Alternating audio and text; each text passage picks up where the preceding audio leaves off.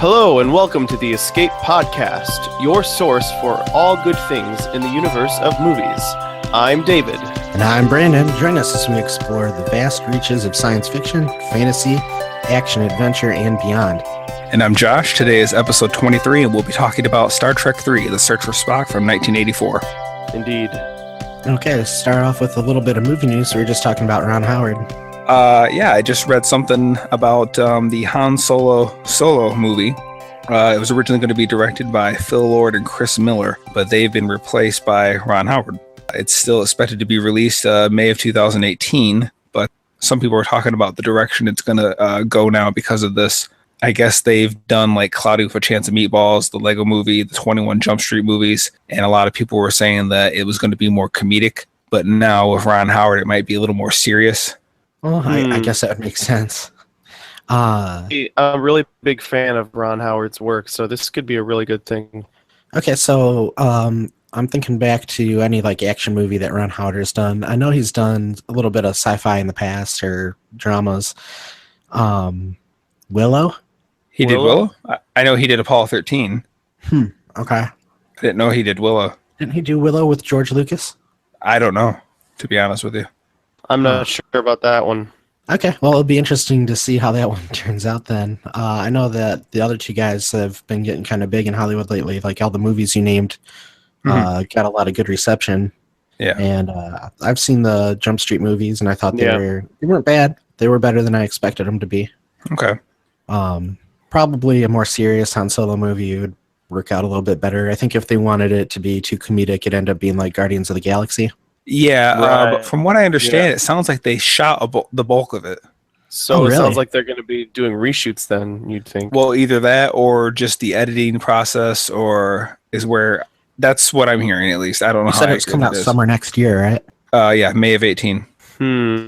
That's a lot of time. Yeah, I mean they might do some reshoots, but again, I don't know how accurate this information is either. This could be rumor, or Well, we'll see how it turns out. It's always a little bit concerning when you hear that they have trouble with the director in the middle of making the movie. Like, they did that with Ant-Man, and Ant-Man actually kind of, I think, turned out fine. But they switched directors in the middle of Ant-Man, and it turned out okay. I mean, it wasn't bad. Yeah, I enjoyed Ant-Man. Another movie that's going through a similar situation is Justice League. Yeah, a little bit different circumstances, unfortunately. Yeah, Yes. me and Brandon actually talked about that a little bit. Was that for Escape from New York? We talked about that a little bit. Mm-hmm. Yeah. Yeah, I'm actually kind of excited about. I mean, I understand that it's unfortunate circumstances, and obviously that's bad. But I'm really a big fan of. The first Avengers movie, and a big fan of Danny Elfman. So you got Joss Whedon and Danny Elfman coming on board to kind of fingerprint on this movie, and you take into account the fact that Zack Snyder is probably not like they're going to totally undo everything Zack Snyder did, so it's basically going to be like this movie was directed by two different people, and I'm a big fan of both those people. Yeah. Well, we'll see, because I think they actually got most of the filming out of the way. Like, he just came in and was doing like reshoots and stuff. Right. Exactly. From what I understand, Right. That's all I've heard about it. But we'll see how that turns out. I don't know if it'll change the tone of the movie. The tone of. But we may never know. Like Rogue One, Yeah. who knows how that movie was originally going to be? Right, and Rogue One turned out pretty good, despite the reshoots, and did that it was going to be bad because of the reshoots, and I thought it turned out to be really good. I mean, I didn't hate it, but I didn't love it. It was just okay for me. I see. I don't know. So we have one person who liked it, one person who thought it was okay, one person who hated it. I mean, I liked some of the grittiness of it, like, and all that kind of stuff. But it seemed like there was still something lacking about it. But it was definitely better than the prequels, I think. Even though it is a prequel. Yeah. Well, it's like a middle prequel. Yeah. Sequel prequel. I liked that it. In one sense, I liked it better than The Force Awakens, because to me, The Force Awakens was just a remake of A New Hope. Many would say that, but It was so similar. Just like, okay, young hero in the desert, old guy picks her up, takes her into space. Old guy dies. Spoilers. and then she blows up a Death Star. Is pretty similar. Right. So I like that it was a little bit different. It had some ties to the original trilogy, but I don't know. Like it seemed like instead of building character, they just like filled as much space as they could with nostalgia and cool edits and cool special effects instead of building up a good story and good characters. Yeah, No, I can see that point. Sorry, go ahead. No, yeah, Go I ahead. agree. I was just gonna say I agree. Well, I'm guessing this is probably going to be a long episode. I'm just assuming it's a Star Trek movie, so it's probably going to go pretty long. Unless you guys have anything else really significant to say, you guys want to just get right with it? Yeah, let's get into it. Well, Very I well. want to say one other thing. Very well. Real quick, on Netflix, I've been watching a couple of things, Okay. and I saw two documentaries recently on Netflix that I want to recommend. One's called On the Bridge. It's the William Shatner Wait, documentary. What's it called? Chaos on the Bridge. Okay. It's a William Shatner documentary about the troubled behind the scenes occurrences and action and stuff behind the first season of Star Trek: The Next Generation. Why would he be good. talking about Star Trek: The Next Generation? Because there was so many people involved in The Next Generation that were from the original series. Oh, And okay. since Shatner I just likes- figured he would be talking about his own show and movies. he is the one who hosts and like made the. I mean, it's a William Shatner documentary, and it's about Next Okay. Generation. It's really I good, think, and like he's completely taken over his Star Trek. He's trying to take over everybody else's Star Treks now too. exactly. The other documentary I saw recently on Netflix, it's called Back in Time, documentary about Back to the Future. I've have heard of seen both it. of these. It's very good. I watched it just a couple days ago. It's very good. Yeah, that was a cool one. I like that one too. Back in Time. That one's on Netflix, huh? Netflix. Okay, cool. All right, give us some trivia there, Josh. Alrighty, so as I already stated, Star Trek III: The Search for Spock came out in 1984. It was directed by Leonard Nimoy and it stars William Shatner, DeForest Kelley, James Doohan, and the rest of the original series cast, as well as Christopher Lloyd, Robin Curtis, and Merritt Buttrick. Hopefully I'm saying his name right. David Marcus. Say that last name one more time. Buttrick. It currently holds a 79% on Rotten Tomatoes. So the film takes place in 2285. The assassination of Valkyries by Krug was Leonard Nimoy's way of showing the audience that the Klingon race was extremely brutal. Commander Krug's name is only spoken once, by Valkyries, and Kirk never learns the name of his adversary in the movie. This is one of two times you can see James Doohan, Scotty's missing finger he lost from World War II. In the opening credits, there is an extra long pause between Shatner and Kelly's name, where Leonard Nimoy's name would normally be. The USS Grissom is named after astronaut Gus Grissom. Chekhov's remark in Russian to Scotty during the security breach is, "I'm not crazy. There it is."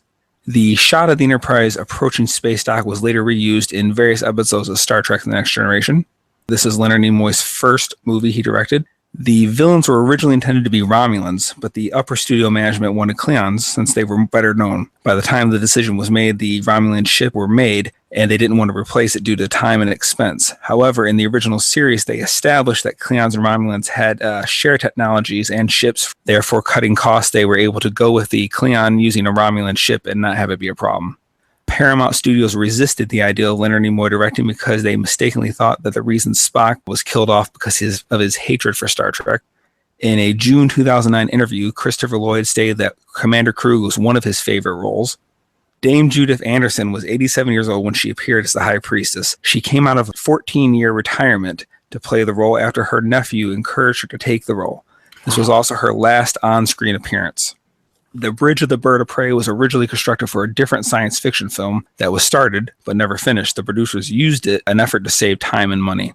Leonard Nimoy does the voice of the turbo lift when Scotty says, "Up your shaft."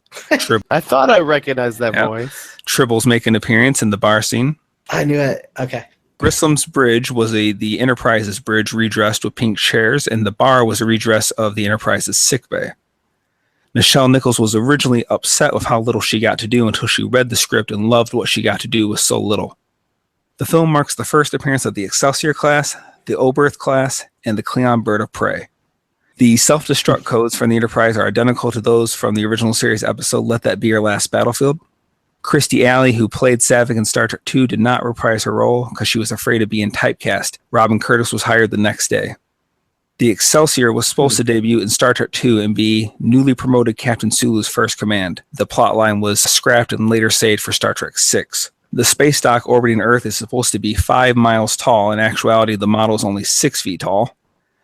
Mark Leonard reprises his role as Sarek from the original series. He made one appearance in the original series, Journey to Babel, and he also provided the voice in the animated series episode Yesteryear.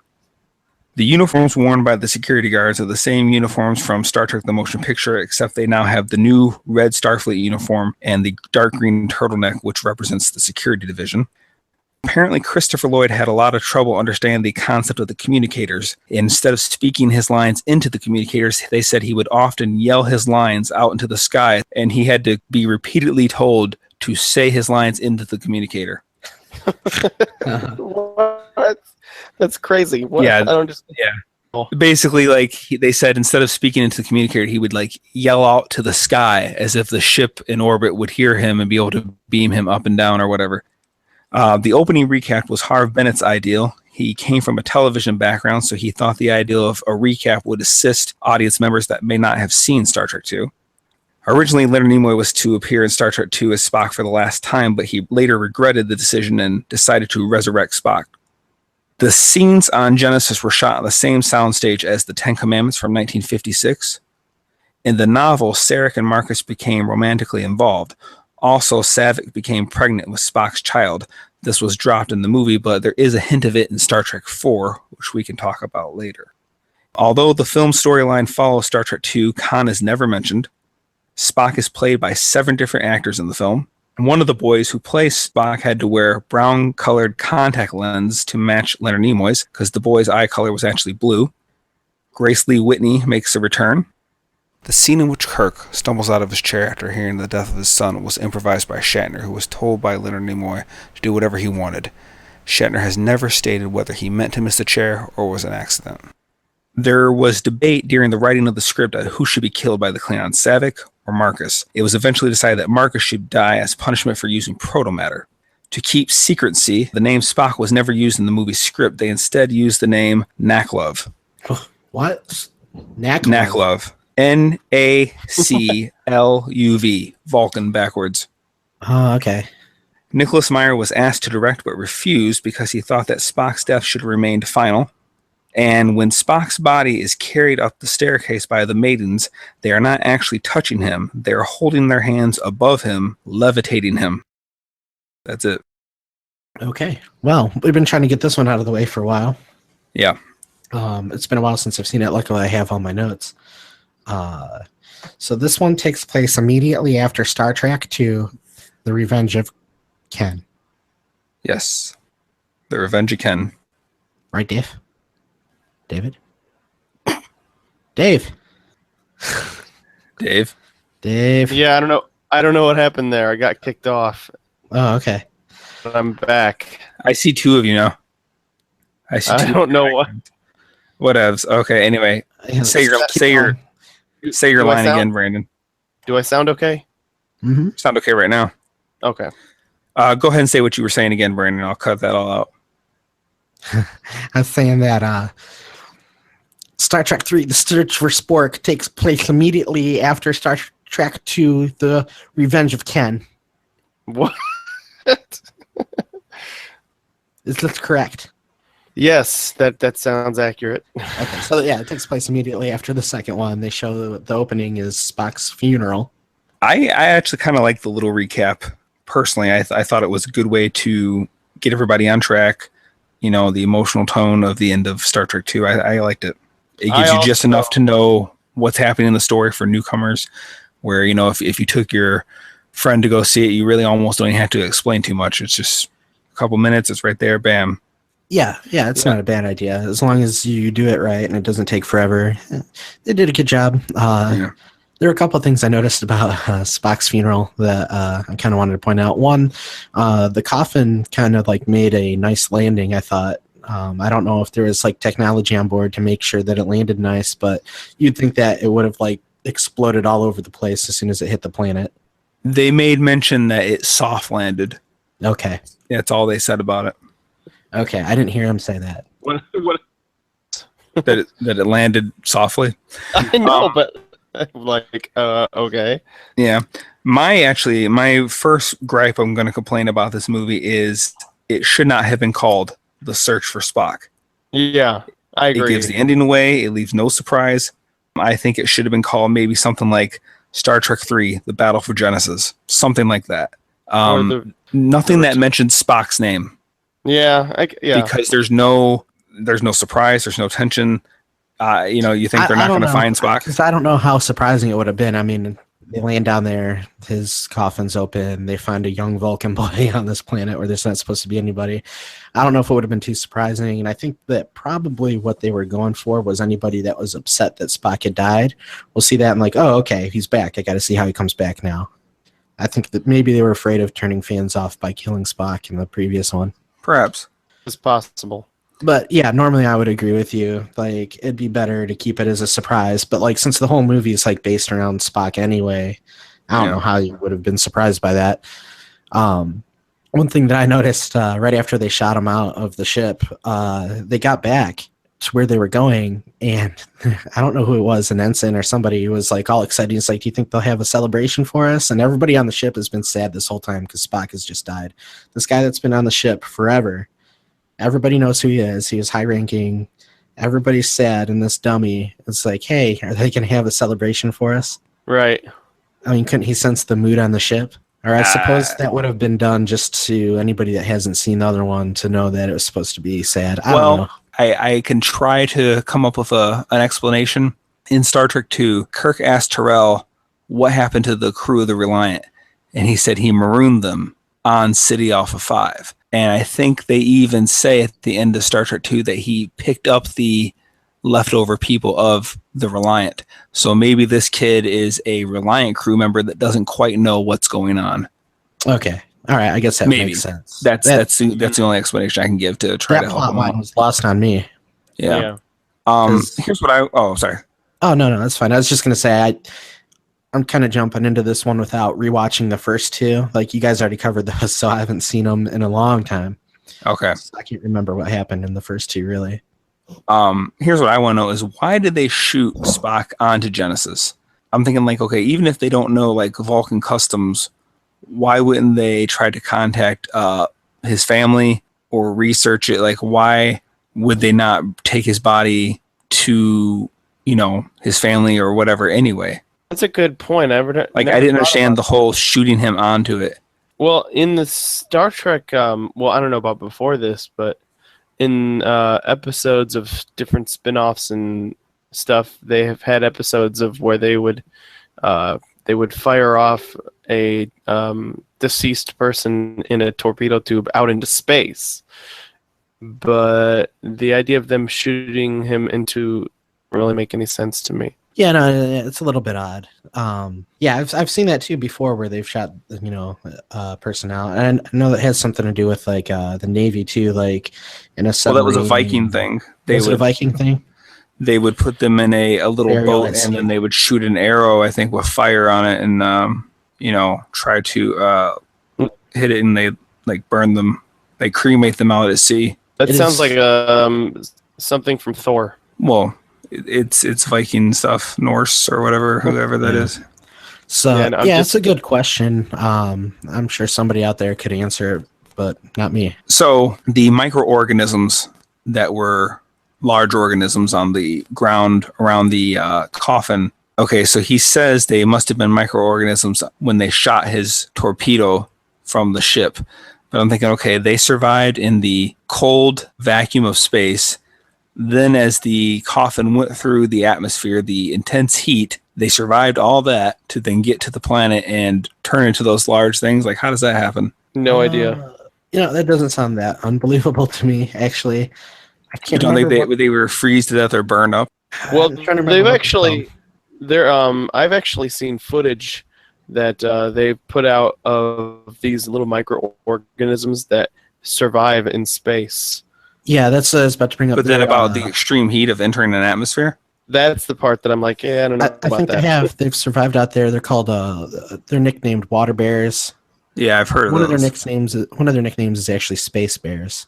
That can survive crazy temperatures and even out in space. So I don't know. In the world of science fiction, if there's a organism out there that can survive in space, sure, that's fine. Yeah, it's Okay. sci-fi. Yeah, I mean, you got to nitpick a little bit though. Right. It is truly amazing that they survived, and when they got big, they looked hilarious. I thought. They look Yeah, like they do. some kind of ocean creature. Yeah. Or some kind to me. It was distractingly ridiculous. I did okay when the Klingons found those things and they were huge, and they just Yeah. kind of wipe them out. Like they just started shooting them for no reason. He strangles the one that wraps around his neck. And he gets Okay. the gelatinous blood all over his fingers. Okay. Now, what do you think of Christopher Lloyd as the Klingon? I think it's excellent. I love Christopher Lloyd. I think he's an amazing, underrated actor. Right. As far as him in this role goes, I'm not sure. Like, I don't know if it's a good thing or a bad thing. I think it's interesting, an interesting choice. I guess it's this almost could have went to trivia, but I guess his character from Taxi was supposed to be a big Star Trek fan. That makes sense. Jim? Yeah. But Something is- yeah, I don't know. I mean, yeah, I like Christopher Lloyd specifically in the Back to the Future series, but yeah, in this movie, it was just okay, I guess. I didn't Now, do you love think him in that role. I didn't hate him in the role. He was there. Now, what I was wondering, because like I was confused by Christopher Lloyd as the Klingon casting. Yeah, I thought he did a good like I said, I thought he did an excellent job in the role, but I mean, yeah, it's a good point. I'm not sure how well the role itself actually suits him. Well, when we look at him in that role, are we thinking like is our idea of Klingons a little bit tainted because of everything that's come after those movies, like since Next Gen on? Could be. Possibly. I think it's hard to look at him now in that role and not have that affect, how you're viewing him. Yeah, that could be it. Also, when did Klingons start keeping werewolves as pets? Since Star Trek 3. What was that thing? Did they say? Yeah, it was Basically a dog. His dog, I guess. Wasn't it a targ? Oh, no, yeah, a targ is something they eat. I think it's more pig-like. No, the really a pet Klingon pet targ, I thought.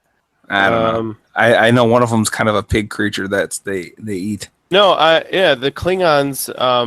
I just looked it up. Klingons kept domesticated targs as pets and livestock. All right. Well, there you go. That must have been what it was. I'm sure that's probably what it was. But when I first saw it, I was like, what the heck is that thing? I liked the scene where you see Kirk walking on the bridge, but you're hearing his personal log, and then it kind of goes into him talking now. Like you're kind of hearing his thoughts through his personal log while he like looks around the ship, and then it goes into him, asking for a status report or whatever. I thought that was kind of a cool new thing that they did. I liked it. Like a nice way to transition the scenes. Yeah, exactly. Like he's basically giving a recap about, how they dropped most of the training crew off at this place, and the Enterprise feels like what's he say? A home with all the children gone. Yeah, something like that. And you're hearing basically it's your way of hearing his thoughts, but he's not talking to anyone. He's basically doing his personal log, and then finally he walks up to whoever, Chekhov, and asks for some kind of report. Out loud. I'm gonna say this is not the first time he's done this. Okay. Kirk, I think there were a few times in the original series where you would hear the captain's log. Do you think, or do you know? I'm just joking. I'm just joking. Well, there was this one time, and in particular, I remember on the original series where you started off hearing him say "Captain's log supplemental, we're marooned on a planet" or something like that, and I'm thinking to myself, how is he making a captain's log if he's currently marooned on a planet? And so I always thought that was a kind of an odd plot device to use as for someone to be keeping I don't really like it, is what my point is. I don't really like the idea of someone expressing their inner thoughts in the form of a captain's log because it confuses me. He didn't have any equipment with him? Not that Well, I mean, I don't know. If you're marooned on a planet, you probably don't have the ability to keep, unless it's If he like, had like a tricorder or whatever, like something. I'm sure there's something there that could have recorded his thoughts, his voice. and I feel like there was an episode of Next Generation where there was a captain. They found a maroon ship, and all the crew were dead. And he found that the captain of that ship was leaving a log as he was basically dying because life support was going out. So basically, he was like losing air, but he was like leaving his last thoughts or his last. I would imagine that it's like well, a that makes more sense because he's on a ship. That makes more sense. But if you're like, but in other words, if you're in danger, he still is taking the time to leave something that if he dies, someone can find out what happened to them and who did it and whatever. Yeah, I think that would be like a regulation that, if at all possible, you have to have a log of everything at all times. But yeah, I see what you're saying. Like, what was he recording it on? I don't know. I didn't see the episode. I would think he's got to have something on him. Like even maybe the communicator has a feature for that. It's plausible, I guess. Anyway, was there a Federation space station in the previous movies? One or two? It's the first time you see it. Okay, that's what I was wondering. You see Dry Dock, which has like a little, almost like a hand or a spider that goes over a ship that they're working on, but that's it. No, but we did see a Federation space station. Wasn't it in the first that was Regula 1, I believe. No, in the motion picture. Oh, yeah, there was a little space station, but nothing to this size. Yeah. Because these are like the deep space space stations, right? I mean, this one was actually over Earth because they bring it back in Star Trek 4. Oh, okay. But yeah, that I think it's called Space Station 1. So I'm assuming that's why, because it's the closest one to Earth. It literally orbits Earth.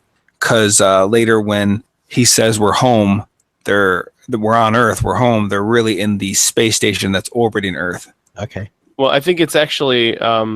I mean, I know I'm splitting hairs here, but I think they refer to it as Space Dock. Okay. I think that I don't know if that makes a difference. I think they did a really great job, like providing a sense of scale. Like that space station, like you can't really get a sense of scale in space, but that space station just seemed huge. I thought the detail on it was nice. Yeah. It looked really great and really gave you like a sense of scale, like how big the Enterprise was compared to this thing. Yeah. I'm glad we finally get to see other kinds of ships. You see a cargo ship, you see the Bird of Prey, you see the Grissom, the Excelsior, you see some smaller ships in the space station. That's one of the things about this movie. There's almost a little bit of like a Star Wars touch in here, because Star Wars was better at that, at providing the sense of wonder with all these different like races and just all this weird stuff going on.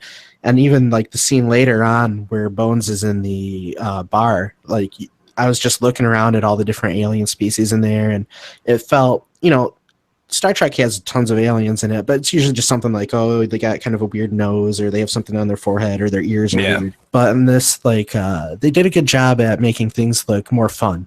No, I agree. They definitely, it was world building. That would be the term.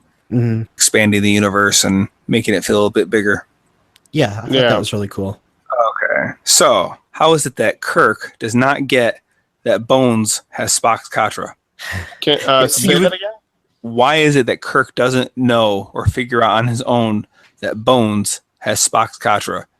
The guy, he had to watch the security tapes, not suspect the guy who says Mount Salea and all this stuff, and he breaks into Spock's quarters, and the guy that's acting crazy, talking about Vulcan as his home, and whatever, remember. You suspect that's the guy that clearly he had to watch the security tapes to figure that out. Like, it's pretty obvious. That is a good point. And speaking of the security tapes, I kind of really wish they would have just like maybe shot a quick one-angled like reenactment. Like, it didn't have to be like super detailed, because it's clearly just right out of my mouth. Yeah, I mean, obviously it's a time and money issue. I get it, but they literally just put Star Trek 2 in the VCR and hit play. It has these beautiful cuts and close-up shots and various angles, and it was just like, I mean, you probably even heard the score. Someone orchestrated it for the security tapes and everything. It's just like, I wish they would have just kind of shot a quick reenactment of it as close as they could. It's almost one angle. It's like something you would have like expected to see in an Austin Powers movie, like in a sequel, like like they're in a sequel to Austin Powers. Like, hey, let's recap what happened in the first movie, and you see someone put in like a VHS tape of the previous movie. It's like Spaceballs. Yeah, like Spaceballs or something. Yeah, that's funny. There are a couple other things I thought were funny about that scene. Like the first thing I noticed that I thought was kind of funny was that Spock's quarters were taped off. Like they had the tape on it. Do not enter, and it's this yellow tape with the black writing. Do you think that they carry that tape around with them, or was it replicated? Like, why would they need that replicated tape? stuff was usually talked about a lot in the Next Generation. I assume, like, let's say there was some kind of room that was flooded with warp core radiation or something. They might put that kind of tape on that door for that purpose. I thought it was really funny because it seemed like such a low-tech thing for such a high-tech story. Like, I've seen in other series where they've had a room locked and it just had a security code on it and nobody could get in unless they had that code. Well, that was the idea anyway. But for this, they just had that tape over the door, and I thought that was really funny. In Star Trek Enterprise, Lieutenant Daniels or whatever, when they figure out who he is, they put this like thing that magnetizes to the door, and it has like a number pad on it, and it locks the door. Oh, yeah. Okay, I saw that. Yeah, I remember. And that's technically supposed to be before this. So yeah, I mean, I just thought that was really funny. Yeah. Like somewhere on the ship, they have like a room just filled with boxes of this yellow tape, just in case something happens. Yeah. And then I also thought it was pretty appropriate that when they find out who broke into the dead guy's quarters, it was Bones. I was actually going to say concerning that, I think DeForest Kelly's performance in that scene was actually probably the best, like, most well acted scene. And I think he's probably the best actor of the original series cast. Oh, yeah. No, I might agree with that. It's just I thought it's funny that his nickname is Bones and he's hanging out in dead guys' apartments. Oh, I see what you're saying. I didn't. Yeah. Okay, I got you. That scene always kind of freaked me out a bit, like the life alert going on in Spock's quarters and the gate, and they find Bones in there. It kind of freaked me out when I was younger. I thought it was a little creepy. Like I remember when I first saw it. When I first saw this movie, I was like, wow, that was not expected. Because you see this shadowy figure that, you know. And you expect it to be Spock. Right. Okay. How did the Klingon woman get the Genesis tape? Like, how did it get out to her?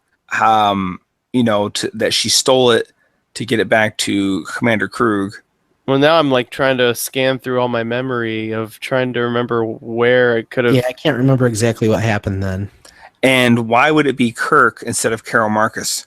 Like, you know what I mean? Like, when and why would Kirk have time or care enough to record his explanation that's word for word, verbatim, Carol Marcus's presentation of the Genesis experiment? Like, hey, that's a good point. He made his own recording of it, then he sent it off somewhere, then somehow this Klingon woman stole it. What is up with all that? I don't even understand. I mean, I never thought about it. That's a good point. Yeah, I got nothing to add on that. I can't really remember the scene too much. I just remember her going over to the Klingon ship, then blowing up the ship, and then killing the woman.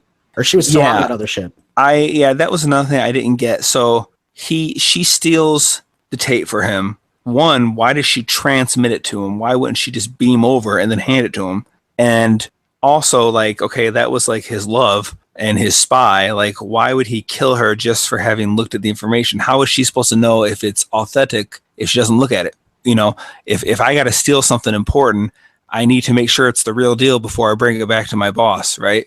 So I'm going to have to look at it and say, okay, yes, this is legit, and bring it to him. Well, and then he kills me for looking, and also that's her, husband or whatever. Yeah, that's hard to say because you know how Klingons are with their honor and everything. They think if they die in the line of duty, then that means good things for them. Okay, but if you look at the time this came out, that's later more and more established. I don't feel they really push the honor thing as much yet, because prior to this, you saw them super brief in Star Trek: The Motion Picture, and then everything else before that was the original and the animated series. Yeah, this is the first time we've really start of that kind of thing.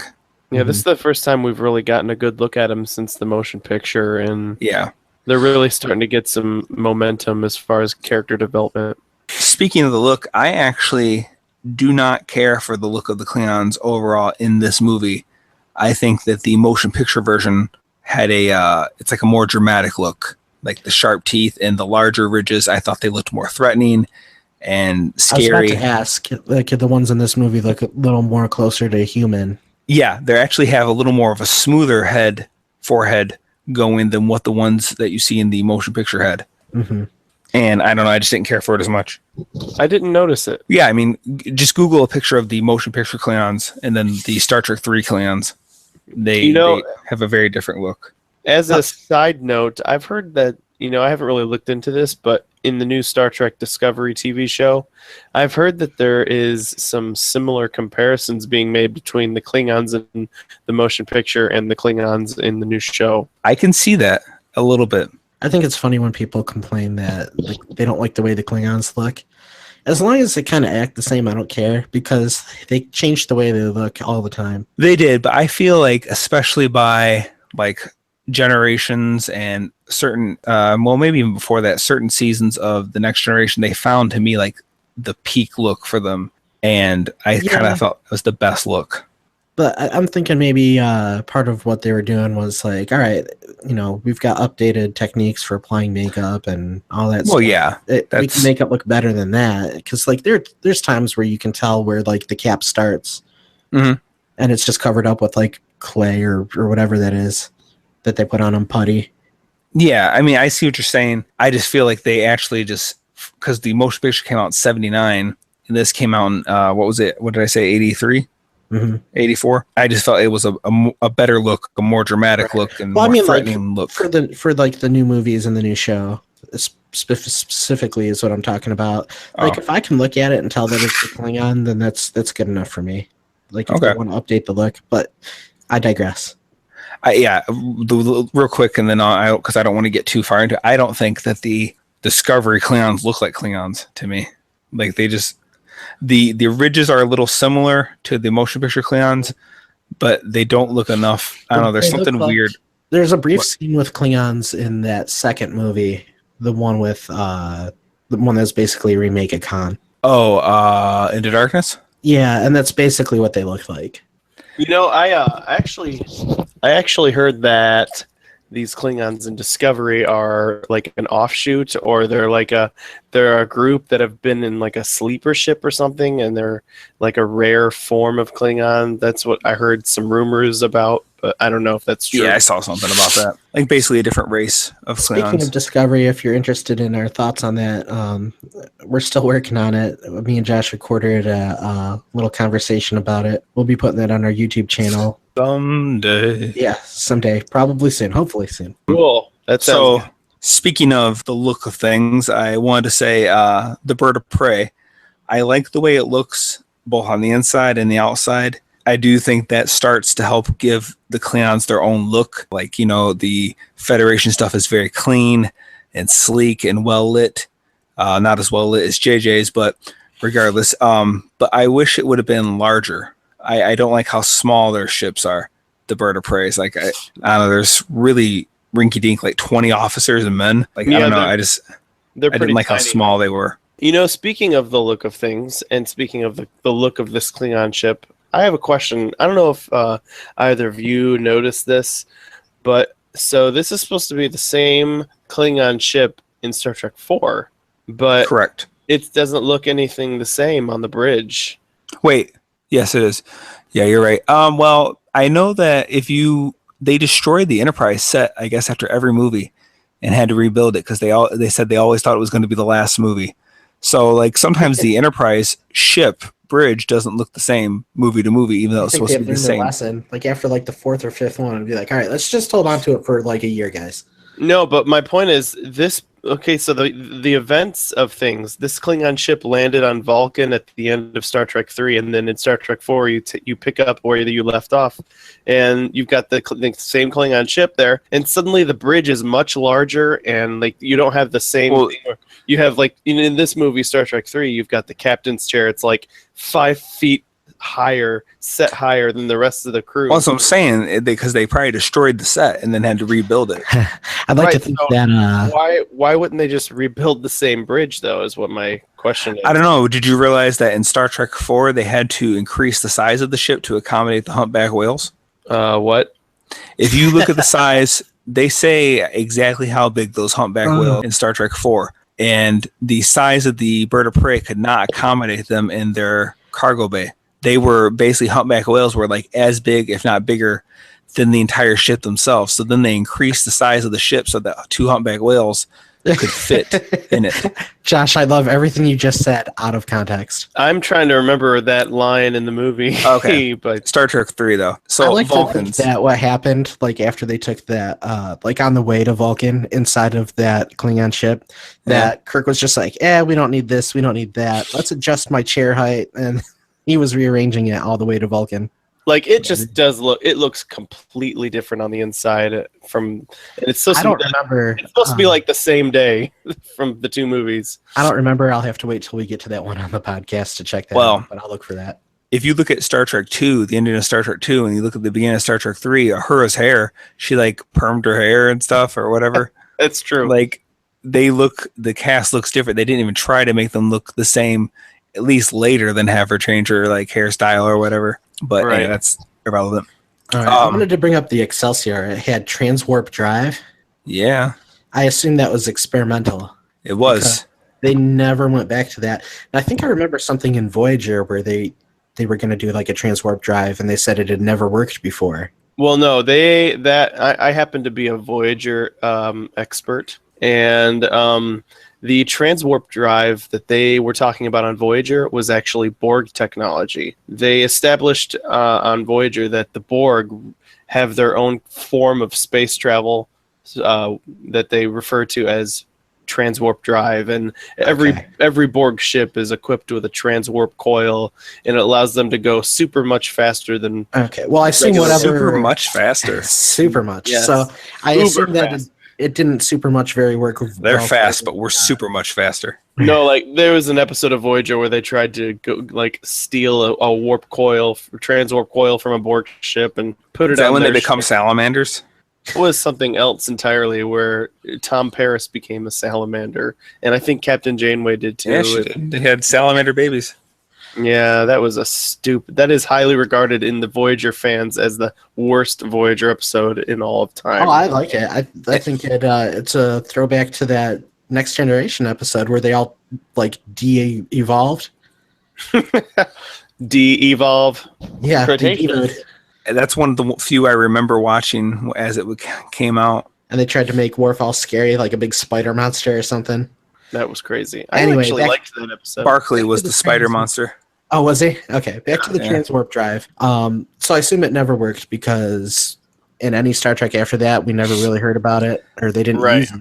Yeah, I can't remember. They did somewhere. There was some explanation, I thought, as to why it didn't work. Like it was the first ship testing it before it became, and basically if it was Well, in this successful, I movie, they assume it would be a explain it not standard. working because of Scotty. Right. But yeah, Scotty even sabotaged it, after but I'm that, though, it never yeah. worked. Yeah, I don't know if it just wasn't as reliable or And broke did you happen to down. notice that when like their transwarp failed, they played it the sounds like it was an old dying car? I noticed. Yes. I thought that was pretty funny. Now, what they really could have done is they could have played that same sound effect of the Millennium Falcon dying, which is also the same sound effect they played in Indiana Jones and Temple of Doom when the plane engine died.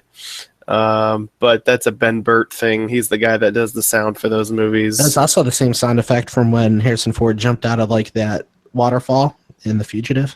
What? I'm just making stuff up. Okay. I want to talk about the Vulcans. Yes. Let's. The Vulcans are obviously supposed to be emotional beings that choose to suppress their emotions. But Yeah, they pretend like they don't have them, but they always do. they do. They're just suppressed. Okay. But yet they constantly feel the need to point out human emotions. And it's like, it's so tired. And it's just basically this way of showing the audience how Vulcans are different than humans. It's like, okay, let's just say I had a coworker that was 7 feet tall. Would I constantly need to bring up how tall he was? You could constantly call him short sarcastically. Would he constantly talk about how much shorter I am than him? Like, why Just because, you know what I mean? It just doesn't make sense. The Vulcans are always talking about human emotions. I think I know what you're one of your talking about, Earth like, emotions. it is starting to get a little bit tired now, especially like when I saw the previews for this new series and how they have, here's the snooty Vulcans again telling us what to do. It's the same old thing. I like them being arrogant jerks, but let's do something different. Like, that's the whole point of this new show, is trying to be different, but they're doing a lot of stuff the same, like the wrong stuff the same. And I don't know. Anyway, I was going to say something earlier. So when the Enterprise crew, they're at space dock, and the Admiral says that the Enterprise is 20 years old. Mm-hmm. I thought that was a really cool reference to the fact that it had been 20 years since The Cage had aired in 1964. Because this is 1983 or 84 or something when this movie. So it's exactly 20 years later after The Cage. So that's cool. Yeah. I think they should have said over 20 years old, because technically Pike had it and Captain April had it before him. Captain Robert April. Okay. I think they should have said like the Enterprise is over 20 years old. That way it kind of establishes how long it's been out there. Yeah. For Kirk and Pike. And it could be plausible that maybe he meant that. Maybe just said 20 years old and maybe he meant that. Yeah. I think this movie did a good job with the science talk without going overkill with it. Like, I think The Next Generation was maybe one of the worst for really laying on the science talk, or technobabble as it's referred to. They tried to cover that up. Like, every time they'd go into a bunch of science jargon, then one person in the room would be like, what? It's like when you're playing baseball and you hit a home run. Oh, I get it. They have some kind of weird analogy. Yeah, like, I don't dislike it, because I grew up on that show, so I didn't mind it, but I hear a lot of people say that's one of the things that makes Star Trek hard for them to watch, all the technobabble. And I think this movie just did a much better job of having science talk, but not too heavy, not too I like far. it being grounded scientifically to where they can explain things, but I see what you're saying. Like, you shouldn't overdo it. Yeah. You also don't want to have too much explanation either, because that's called exposition, and it's not. It's kind of annoying. It doesn't really blend with the plot when you suddenly. You're annoying. It's like you might as well have a character look at the camera and. You don't blend with the plot. What? I'm just teasing, Dave. Go ahead. No, that's it. That's all I meant to say. Yeah, no, it's if you overdo it, eventually people's eyes are going to glaze over and they're just going to check out because they're not going to understand a word of what you're saying. Yeah. So you can't do it too much. Be like, they go all Patrick Star on you and have drool coming down your chin. Now, scientifically, it seems like an incredibly unwise and horrible idea to create the Genesis project. I agree. Yeah. Like, you'd have to think that, like, as great as a power for good it could be, in the wrong hands, it could be completely devastating.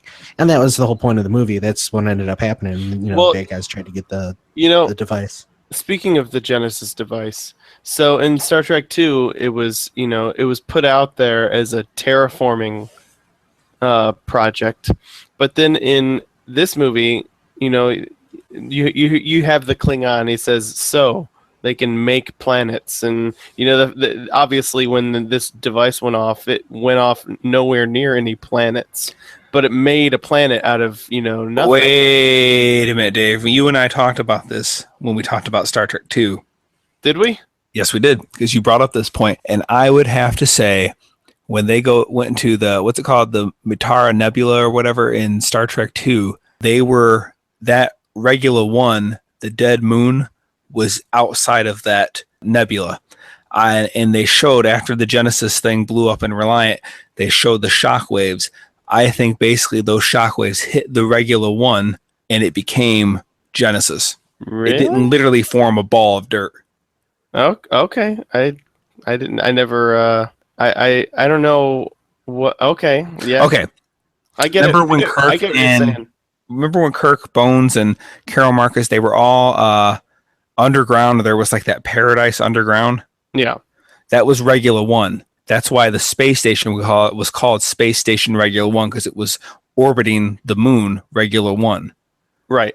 I think when Genesis blew up in the nebula and you see the shockwaves coming out and the Enterprise just keeps going faster and faster and faster, those shockwaves eventually hit it and terraformed it. The shockwaves. That's why I assumed that it didn't last, because it wasn't directly hit as it was intended. Of course, they invented the protomatter explanation for that. Right. So, but the device caused the shockwaves, and you're saying the shockwaves hit the moon, which made and terraformed it. Well, they turned a ball into a habitable ball. The literal space body was physically there. It just terraformed it, just like it was designed to do if you actually shot it onto a lifeless moon, as they always said. Okay. Yeah. Okay. That's my understanding of it. Well, either way, it seems like a terribly bad idea to create that technology. But I guess kind of like with the nuclear bomb or whatever, like somebody's going to do it. It might as well be you. Did you just say nuclear? Wessel. So yeah, and besides it being like a terrible idea, I think, doesn't that go like directly against the Prime Directive? Yes. Indeed, definitely. Well, they always did say too it had to be a lifeless moon or dead form, so they weren't. It seems like you're affecting that area, even if there's nothing there right now. I agree.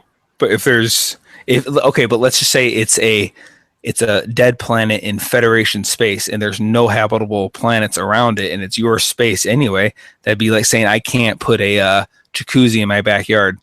I suppose. I mean, space has got to be filled with tons of lifeless voids. Right.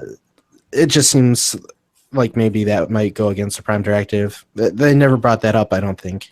Speaking of the Prime Directive, is it just me, or did the Enterprise security team look like 1920s football players?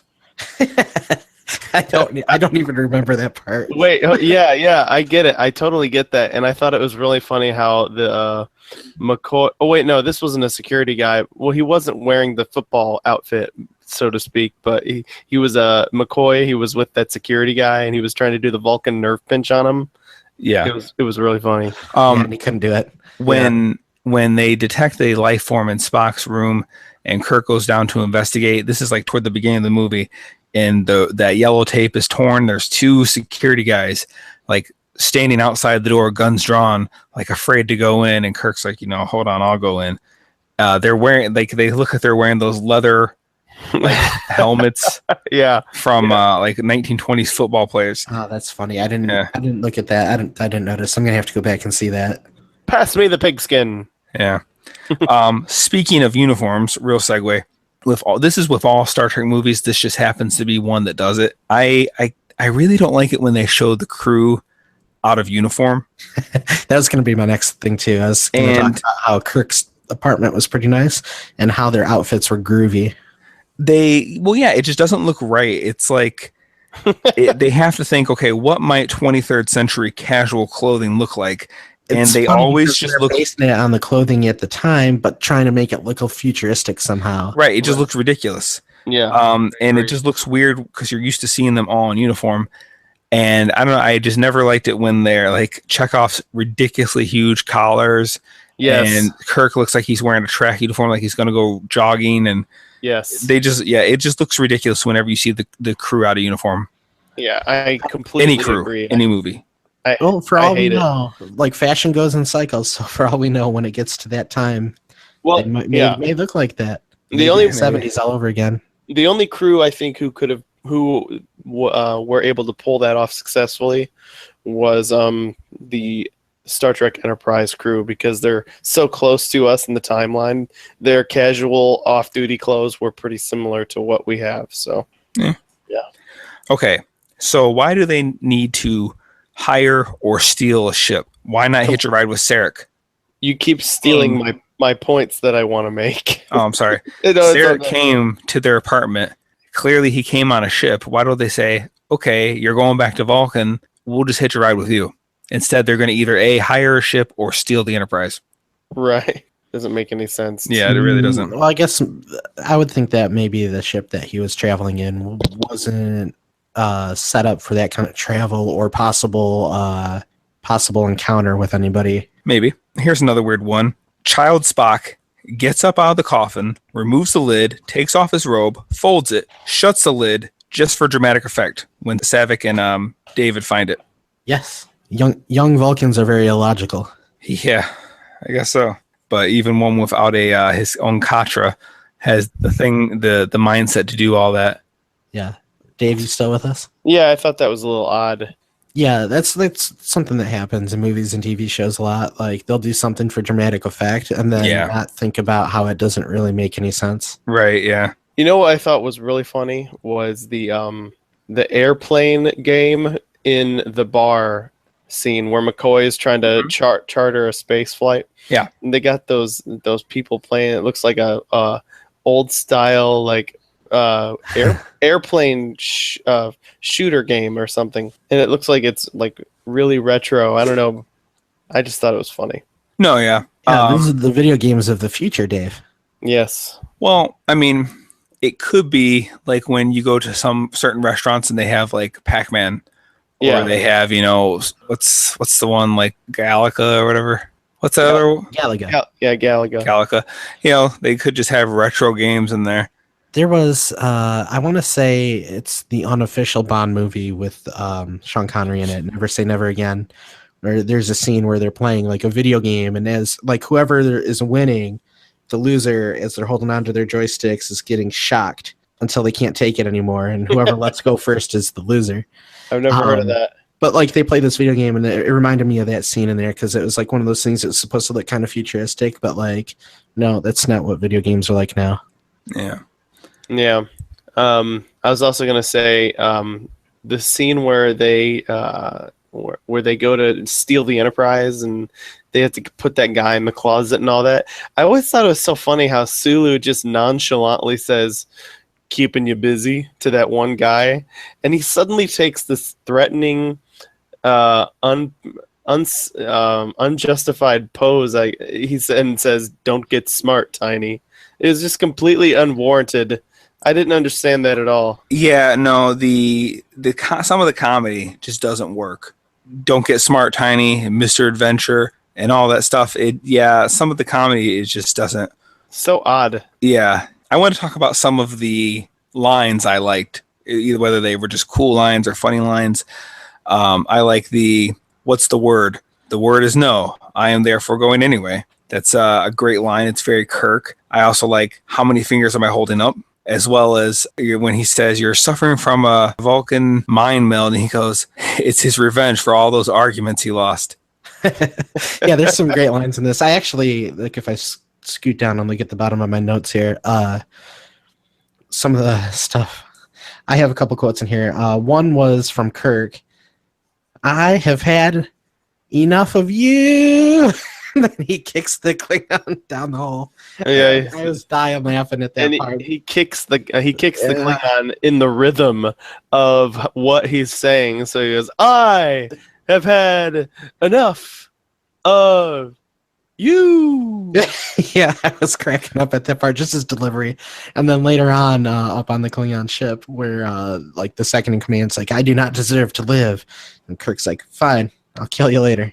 I thought that was pretty good too. Yeah, those are great moments. Speaking of talking, I didn't like the backwards talking bar alien. To me, it wasn't funny. It was too Yoda-ish. You think maybe they were poking fun at Yoda? Because that scene, I don't know what they were doing. That scene also had kind of like a Mos Eisley feel to it. Yeah. It's planet forbidden. Yeah. I did like how Bones does a lot of Spockish things. He talks a lot about logic. He tries to do the nerve pinch. He's like a angry, emotional Vulcan.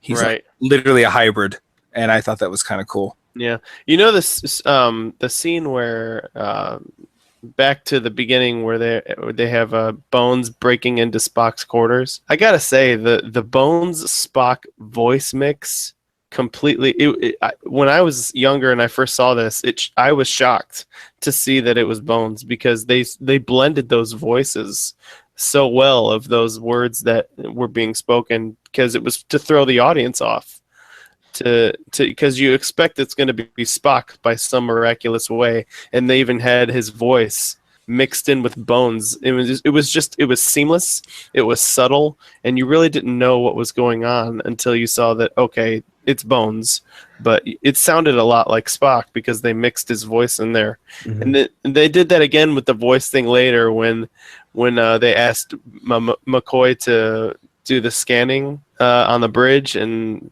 I think he said something like indications are negative at this time or something like that, and it was Spock's voice. Like, are you saying they literally took the two guys' voices and blended them? Yes.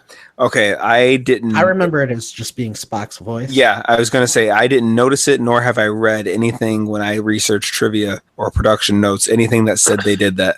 As far as I thought I saw that somewhere. When Bones is in his Spock's quarters and he's talking, it sounds like just DeForest Kelly talking. And then when they ask Bones for that status of report or whatever, it just sounds like Spock's voice. I didn't catch anything that sounded like they were blending Something it. that's kind of funny about using Bones to basically hold Spock's essence is that like the relationship that Bones and Spock each have with Kirk, like one's the devil, one's the angel on Kirk's shoulders. They're like two different aspects of Kirk's personality, and they're always button heads. And it's kind of funny that they're the two that got combined. And that's something that they would do again later in Voyager with Neelix and Tuvok. Mm-hmm. Yeah. And that was it's a good story. Wait, so who would be the angel and who would be the devil in that scenario? Well, I'm not maybe as literal as that. But Okay, like, I just wondering which one you would consider the other thing in his ear. Yeah. Here's a question. Okay, one's so the heart and one's the brain. Yeah. Okay, there you go. Hold on, wait. Before we move on, so I just want to clarify something because I thought it's interesting. You said, Josh, that you thought No, I didn't. In Spockers, you thought it sounded just like McCoy's voice, right? When McCoy was in I thought so. I thought that sounded like Kelly speaking, and then when they asked him for the status or whatever, I thought that was Leonard's voice. Okay, but in Spock's quarters, you thought it was McCoy's voice. DeForest. I think so. I thought so. Okay, and so, but Brandon said in Spock's quarters scene, he thought it sounded like Leonard Nimoy's voice, right? Well, yeah. Yeah. So you guys have like two completely opposite opinions on whose voice it sounded like in the Spock's quarters break-in scene, and that's just I think that's fascinating. Is that a pun? Yes. So, okay, so they decided to hire a ship. Why would they send Bones to meet the guy in the bar? Like, it seems like he's not in the best condition to do stuff like that. I just think he's going nuts and rogue. Yeah. You just made me think of something, Josh. Do Vulcans have stand-up comics? I would guess not. It would be illogical and a waste of time. But is it a waste of time? I would assume they would say yes. Humor is illogical. Okay, anyway, let's just keep going. Okay, so we talked about the goofy security guards at the insane asylum, right? Well, we were talking a little bit about quotes for a second, and I did have one here that really stood out to me. And you tell me what you think of this before I say anything. All right, this is the quote. Jim, your life and your career stand for rationality, not emotional chaos. Because basically, in so many times in the original series, he would go off of his mood or his irrational thoughts or passions or whatever that you're getting. Yeah, that's basically Captain Kirk is the wild cowboy. He just does things his own way, disregards the rules, and always ends up winning. His gut. Yeah. So when this guy said this, I was like, "What Star Trek universe have you been living in, brother?" That's a good point. That really blew me away when they said that, because it's like that's not Kirk at all. Yeah, I can see that. Unless he just dummies up his reports to make himself look better. I have no idea. He might. That one really caught me off guard. That's a good point. I thought it was cool on the Genesis planet that you see so many different climates so close together. It's just kind of different, kind of unique. Like, I think it's literally like desert and Arctic and tropical, and I don't know, there might have been a couple others like within walking distance. Functioning and yeah, it was just kind of unique. It was just kind of cool. It's different. It was kind of neat seeing like a cactus covered in snow. Yeah, yeah. So why does Uhura have to stay behind when she transports them over to the Enterprise after Mr. Adventure? Like, why does she have to stay behind? You've seen many times in Star Trek 2, they did that thing where they set it for automatic transport, where so and so can set it up and quickly get on the pad. Why would she? Maybe she had to do something else after she transported them. I mean, really, it's because they just didn't have anything written for her. But they did that in the original series too, where you could set the transporter for automatic. Okay, right. I'm just saying. I mean, the real reason is, of course, they just didn't have anything for her. But I just wonder within the sense of the movie or the context of the story, you know. It's a good point. But I will say I really love you get a real sense of like the honor and the loyalty the crew displays one toward another, you know, to stay together, to risk their careers. I liked that they've been together through so much that exactly. Yeah. Like they were all just on board. They didn't even have to talk to each other about it. Yeah, exactly. You know, I thought it was odd that, you know, the Enterprise is only being run by 5 people. And I know that Scotty said he automated a bunch of it, but it kind of makes me think of that episode of the original series where M5 took over the Enterprise and they only needed a handful of people to run the Enterprise then. So if I were Kirk, I'd be thinking back to that. Like, the last time we tried to run the Enterprise with only a handful of people, things didn't go so well. Well, they did try to hire a ship so they wouldn't have to do this. This was kind of a last resort move, I would guess. Yeah. What did you guys think of that? What? Again, that really kind of necessitates the fact that they should have just got a small ship. Well, yeah, but I mean, we'll talk about it as we get to it. There's a reason it had to be the Enterprise. But what do you think? They were up against time, though, too, weren't they? They only had so long to get there. Yeah, because basically the Katra was destroying bones. They could as fast as they could, and maybe that was just all they had. Yeah, I could buy that. What'd you guys think of the space door scene? I thought that was cool. Yeah, I thought it was cool too. Space door, like the door to the. What'd you think I said? The door to space. Yeah, the space station 1's door. The garage door. I liked it. I liked that scene. Yeah, I thought it was pretty cool. Yeah, I thought that was pretty cool. It was like an outer shell, and then on the inside is where everybody would park. Right, but I'm saying like the whole scene where the Enterprise is backing out, but the door is not opening fast enough, and it's like, are they going to hit it? Like, I thought that was kind of cool. Mm-hmm. Yeah.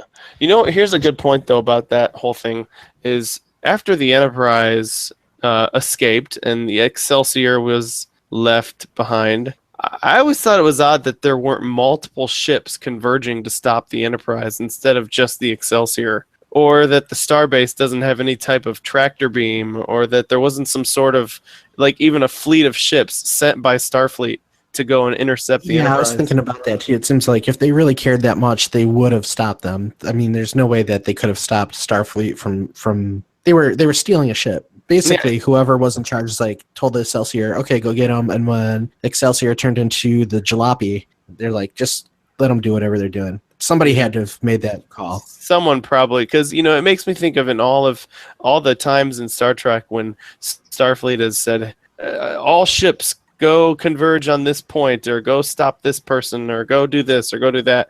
And that didn't happen here, and I always thought that was odd. So it's got to be someone on the inside being like, hey, let Kirk and I would think that maybe like the captain of a starship would be able to like have his own ship somewhere. Like people have their own sailboats, stuff like that. Like, you think that he would be able just to go check things out himself if he wanted to. Right, like I guess. His version of basically a yacht. But it's owned by a military organization, and it's not really his.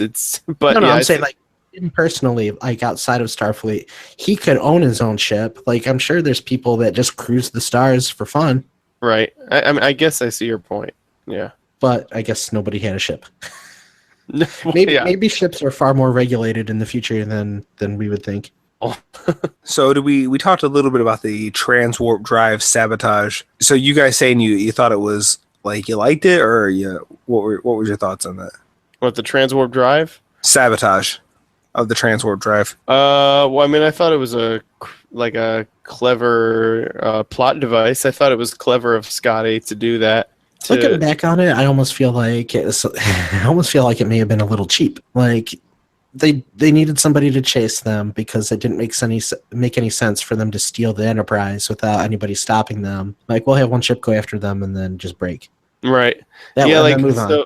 So the only thing stopping an entire starship were like these 5 little like AA battery sized whatevers that Scotty pulled out of his pocket and showed it to McCoy.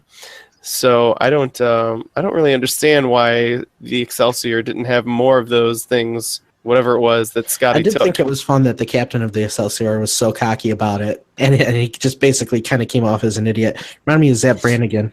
Yeah. I liked it. I thought it was kind of cool because it's like a build up to nothing. they don't really hint that he did it until after you see that sabotaged, and everyone's like bracing for like this, the speed, and like they're getting in their chairs, and the little like armrests are coming in to hold them in, and then like I saw it coming, but it could be because I have seen the movie before. It's just been so long. Yeah. I like the idea. I thought it was, it worked. That bit of humor worked. The idea of you seeing the Excelsior getting ready to do it. It's funny. You don't usually get a whole lot of humor in Star Trek movies. Yeah. And then it just, it doesn't go until anywhere. You get to Star Trek 2009. Yeah. So Klingons don't take prisoners, so they say, but this Klingon does. Is that a stereotype contradiction? Well, he wasn't officially part of the Klingon Empire, right? Like, he wasn't working for the Klingon government. He was just doing his own thing, right? I don't know, but even if he wasn't, they said Klingons don't take prisoners in Star Trek 2. So what I'm getting at is, like, he's making out like a general, like whether they're a part of the Klingon government or not, like, basically they'll just kill you. They don't take prisoners. Was he being sincere? Like, was it like just something to scare the cadets back then? Like, is that a probably contradiction? A partial truth. I think in general he probably wouldn't, but he had some ulterior motive where he may have needed somebody alive. Yeah. Just because they're true. Just because they're warriors doesn't mean they're dumb. So what do we think of the new Savick, Robin Curtis? I did not realize that was supposed to be the same character, but then again, like I said, I kind of skipped 1 and 2. Okay. Yeah. I thought she was fine. Yeah, I always thought it was. I mean, I've always I don't like it when characters are recast. It's annoying, but I thought it's okay. One thing you do get with this Savick is that you do get that classic arched eyebrow Vulcan look on this new Savick, where Kirstie Alley's Savick did not have that. She didn't do that? She didn't do that. Also, this was probably something that was more established later, but Kirstie Alley's hair is more of like a lighter brown, isn't it, in that movie? Didn't notice. I don't remember. I thought it was darker brown. Because it seems like Vulcans always have black hair. I see what you're saying. Vulcans usually also only ever have that bowl haircut too, so I thought that was odd to see Vulcans with long, flowy, done-up hair. Well, the males usually have the bowl haircuts. Yeah. Well, I mean, the females do too. They have a variation on it, like, what T'Pol had on Enterprise and stuff. Right, but I'm more thinking of like what was coming out before it or right at the time of this movie. What did they establish for females? Like in the original series, like Romulans having that bowl haircut more. Yeah, like the original series, there was that Amok Time where they fight over that Vulcan woman. She has like normal hair style. Yeah, was it black? I think so. Okay. Yeah, because I picture Kirstie Alley with like not light hair, but like more of a brown than a black. Yeah, no, yeah, I would say it's more brown. Yeah. Yeah. Plus, I've seen her. Like, I'm so familiar with her from Cheers and all that other stuff. So it's hard to look at her as a Vulcan for me. And I wasn't as familiar with this other actress. I don't even know who she was. So she seemed to fit the role better for me. I think I might have liked her better. Okay. Makes sense. Did you not like her? Me? Yeah. I didn't really have a problem with her either way. I didn't. Yeah. Neither did I. Yeah. Didn't the actor who played David and the actress that plays this new Savick, didn't they both appear on Next Generation? He did for sure. I'm not sure about her. No, she did. She played a Romulan. I'm not saying she didn't. I just don't recall. Right. I'm not sure if they were both on at the same time or if they were on separately. I think that's a common thing. Like, Tuvok had been in several things before he became Tuvok, and yeah. There's been actors that have shown up for, either the same character or different characters in different series. James Cronwell played, 3 characters I'm aware of. Did he? 3? Yeah. I know the 2, but I didn't know about a third one. Who do you know about? Well, there was that episode of Next Generation where he played the dude with the mustache. Yep. And then we had... Zephyr Cochrane. Yeah, Zephyr Cochrane. So I don't know then what he was also that rat guy that took Worf to some planet where the Klingons with the Kittimer massacre were supposedly alive. Oh, really? That was him. I didn't know that was him. Yeah. Okay. So why isn't Carol Marcus there to study the Genesis planet? And why would she allow protomatter to be used? It seemed like she was like kind of on the up and up. So I was she was the lead scientist on that too. They make it out that he used protomatter. I just find that hard to believe that she wouldn't either A, know about it, or B, that I just don't get that. Like, how did she not know about that if she was the head scientist on that project? Yeah, you would really expect to see Carol Marcus on the Grissom with David and Savick. I don't know why you just suddenly, she has no presence in this movie. That doesn't make any sense. Yeah. I don't understand. I have nothing to add to this because I don't remember. Okay. How about this? Ponfar. Did you guys think that was kind of a cool callback to the original series? I have thoughts on the Ponfar. What's your thoughts? In my notes, I noticed that, they had Spock aging rapidly, so when he hits around 14 or 21, depending on whenever it's supposed to start, like he goes through Ponfar, he's alone there with a Vulcan woman. Mm-hmm. I would think that he'd be going like berserk. Just going absolutely nuts. Like she wouldn't be able to calm him down. Maybe not in any other way but one. Well, and then I'm assuming because of his Katra not being there. That's a good point. But then in the background, you could hear the song playing "Hot for Teacher." Right. Actually kind of you mentioned something in the trivia that they were going to have it where she was going to have his baby. Mm-hmm. There's a reference to that in Star Trek 4. Yeah, so is that when it was supposed to have happened, or is that something from a previous Star Trek? This concept. Wait, ask your question again, Brandon. Hold on, I don't think I caught it right. So he went through Ponfar. He was alone with her there. Yes. Then she's supposed to be pregnant. They were going to have her become pregnant with his child, yes. There was a concept for that in the novel, but they ultimately dropped it. Yeah, I guess. That seems awfully weird. You're weird. Wait, why is it weird, though? Real talk. So she got pregnant while he was going through that on that planet, rapidly aging. So they did it. Yes. Did they allude to that in the movie at all? Yes, at the end of the movie, when he's got his Katra back and he's like walking down the line looking at everybody, when he gets to her, he kind of looks at her differently and she kind of looks down in shame. That is supposed to be a reference that they had sex. So teenage Spock had sex with this woman. Yes, Savick. While basically that was her way of calming down. Okay, that just seems odd. Like it seems like I don't know. That is really bizarre. You would think that like storyline wise, they or was it the logical thing to do? I suppose. Yes. But, question mark? Yes? Question mark? I mean, that's one way of dealing with it. Yeah. So a lot of movies and TV shows where you'll have someone talking, and then while that person or maybe a alert or something is happening, you'll have two characters talking, and you'll notice if you listen, the original person or message that's talking, it stops. So you can hear the main thing, and then when they go back to listen to it, then all of a sudden you can tell they literally hit play again, or that person started talking again. An example is in Star Trek 2, when they're watching the videotape on the Genesis sequence, and Spock actually says, Carol Marcus. And then Kirk says, like, yes, you can see that she clearly stops talking. And then when they both turn back to listen to it, she starts talking again. A lot of shows do that. So you don't miss, any information. What I thought was kind of cool is you get to hear Chekhov talking in the background when Kirk says, how are we doing? And you still continue while Bones and Kirk are talking. You still hear Chekhov sending a message to whoever he's sending it to, Starfleet or whatever. It's just kind of, it's significant. No, it's just kind of cool that they didn't do that classic thing. It's just more like real life, where something's happening in the background, but you're able to pay attention to what you're supposed to pay attention to. I just thought it was kind of cool. Yeah, it makes sense. Yeah, yeah, I didn't notice it, but yeah, that's cool. Yeah, again, it's not important, it's not significant. I just thought it was kind of a cool thing that, because most older movies are more prone to do that, where they literally will have everything else stop so you can pay attention to what they want you to pay attention to. Okay, yeah, I see what you're saying. Like when the car radio gets loud because there's a monster attacking, but the main characters aren't paying attention to that. They just flip it off. But as an audience, you heard that. Right. That's the kind of thing you're talking about? Yeah, or like basically...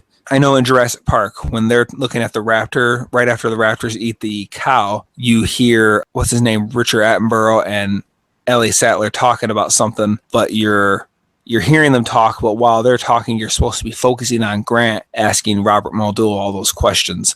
Uh-huh. But you can see that clearly they're talking in the background. and you can kind of hear them a little bit, but you're made to focus on what Grant and Muldoon Okay, so you just like that there's multiple things going on in the scene. Yeah, because a lot of older shows, they would literally have everything else stop. Yes. Okay, no, Even I Star totally Trek 2 did it. That's one of the things that I really appreciate about like early Steven Spielberg work. Like Close Encounters of the Third Kind is a good example. Like when or even The Burbs, because we recently did The Burbs, and that scene where Art comes over in the morning and starts eating breakfast, and like, you know, you got the cartoons going on in the background and him and the kid are talking. Meanwhile, you got the parents arguing over stuff and she's trying to serve breakfast. Just a bunch of stuff going on all at once, like it would be in real life. They didn't stop everything else, so so you know what to focus on. Yeah. One of the things I noticed in this movie, and normally this would kind of bug me, but in this it didn't, is they had Kirk able to detect the cloaked Klingon ship by eye. And normally I'd see something like that and be like, oh, come on. But when I was watching it, I'm like, that actually, I feel like that's right. Because in this case, it seemed like a good way to show how much of an experienced, how experienced he was in these matters. And like, maybe there is like a little shimmer and he's used to seeing that. Like he's trained to look for that. Maybe, or you could say that maybe that bird of prey isn't maintenanced in a while, so it's not right. Maybe they're not all working perfect. properly. Maybe the cloaking technology has become better in the further we went ahead into the next generation and stuff like that. There's definitely different ways we can try to explain away inconsistencies like that. It didn't bother me. Yeah, like normally something like that would happen in a movie and like, oh, they're just trying to make the guy seem cool. But like in this, I felt like it actually made sense. Yeah, I think even Sulu kind of was able to notice it. He goes, there, right there, sir, you know, and he's like, that distortion or whatever. Yeah. So they both were able to kind of, another thing I thought was kind of cool is that they threw in a special word for like a Klingon unit of measurement, like kilocons or whatever it's a measurement of distance. I like how it was how things have to be like named after themselves. Yeah. And the Vulcans come from Vulcan, and Klingons, they measure everything in Klingons. Yeah. They brought that back in the next generation for sure, that unit of measurement. Kelicams? Yeah. When Worf was serving on a Klingon ship, they used that. Something else I thought was kind of cool was like when the planet started to fall apart. I thought the special effects actually looked kind of cool. Like it didn't feel like anything was overdone. We were talking earlier about like the snow on the cactus and all that stuff, and like you could tell stuff was like going out of control, but they didn't overdo it. I don't know if it was budgetary concerns or not, but I felt like they could have really went overboard with it, like with maybe lava spewing out everywhere, like right at the beginning. They saved that for the end, but they didn't do anything too dramatic. It started off pretty subtle. I thought that was cool. The special effects I thought were actually pretty good too. Like they did a lot of tricks with their set there. Yeah, there are a lot of moving parts involved. No, I agree. Yeah. I thought that was pretty cool. You talking like, especially like kicking him off into the lava and all that. Yeah, towards the end it was like overdoing it, but the planet was about to explode, so that was fine. I thought it was kind of cool because to me, having them fight almost felt like a throwback to the original series, the way Kirk was always fighting with somebody, hand-to-hand combat kind of thing to the death. Now, they didn't end the fight with his shirt torn, did they? No, I don't think so. But I think it had blood on it, though. Oh, that's close. Yeah. You know, one thing I never understood: if my grandmother had wheels, she'd be a wagon. What does that mean? She'd be a wagon if she had wheels? No, I'm confused. Like that was what is that Scotty something they said? Yeah, Scotty said that. I think it's a weird way of saying your point is moot. I'm confused. I liked how they showed how ruthless Krug is, that he has his men kill someone even though Kirk was surrendering. I thought that was just a simple way of showing just how ruthless he was. I mean, they showed that he was willing to kill his lover that did this for him, you know, even though because she looked at the plans that he was probably going to reveal to her anyway. And then they have him kill someone just to prove a point. Like, I don't even care which. I don't care that you already said, you know, you win, I surrender or whatever. I thought that was kind of cool. Yeah. Yeah, he was not a happy camper. What was his beef? Who, Krug? Yeah. Well, he wanted the Genesis plans. It seemed like there was something beyond that, though. Basically, he just felt like the Federation terraforming planets was their way of like planting more flags across the galaxy. Earlier in the film, he talks about like he shows his men the video and they're like, oh, that's impressive. They can create planets. He goes, yeah, you have your children playing at your feet, your woman at your side, and then in the distance, fluttering in the breeze, the flag of the Federation. Basically, he just didn't like the idea of them being able to turn any planet into a habitable world and occupy it, I guess. That's the only thing I can think of, unless I missed something. I don't know. I assumed he just wanted a weapon for himself, and that he would be looked at as a hero if he brought it back to the Klingon Empire. If they did, I didn't. If that was the case, I didn't catch them when they said it. That's about what I took it to mean too. Either that, or he wanted all the power for himself, which isn't beyond Klingon rational anyway. Yeah, that could be too. Okay. He was an interesting villain for sure. Okay, so his man walks from front to behind to kill someone. Did that seem like kind of a cowardly way to do it for such a proud and honorable race? Never thought about that. I mean, granted, I know that this movie was before they really went all about establishing them as a honorable. Well, if it's race. Before they established them as that, then I guess it's just a way of basically torturing your prisoners, not letting them know who's going to get it. Yeah, I guess. But I mean, looking back, now that we know the Klingons the way we do, it kind of seems like a cowardly way to stab someone in the back. Uh-huh. I do remember them not being very graphic with that scene. He stabbed the guy, right? Mm-hmm. And they had a bush in front of it. They didn't show it. They cut. Right. And not that I wanted them to, but I'm thinking that had they made the movie today, they would have just shown it an up close stabbing. I know Leonard Nimoy said he didn't want any music. If you notice, there's no music during that fight scene. He wanted it just to speak for itself. Yeah, it was pretty effective. I think that was a good call. Yeah. What else has Leonard Nimoy directed? I believe I don't know about the first one. Maybe it was the second one. Maybe it was both. But I think he did 3 Men and a Baby. He did. And obviously he did Star Trek 4. And he might have done a few other things. But those are the only ones that I can recall. I was not expecting you to say that movie. 3 Men and a Baby? It's just the furthest thing from... Yeah. Yeah, it's not anything that I would associate Leonard Nimoy with. Maybe a mystery movie, any other sci-fi thing. Not 3 Men and a Baby. That's pretty funny. Well, hey, there's a little tie. He worked with Kirstie Alley, and then it wasn't Ted Danson in 3 Men and a Baby? Yes, he was. There you go. That's funny. Okay, so I understand the real reason was just for dramatic effect and all that stuff, but to me, instead of blowing up the Enterprise, I would think you would want to just have the doors locked, let them transport over, and then either suck the air out of the transporter room or pump a poisonous gas in there. Again, I just feel like you blew up your whole ship for 6 guys. You stranded yourself on the planet, not knowing that you would be able to commandeer your enemy's vessel.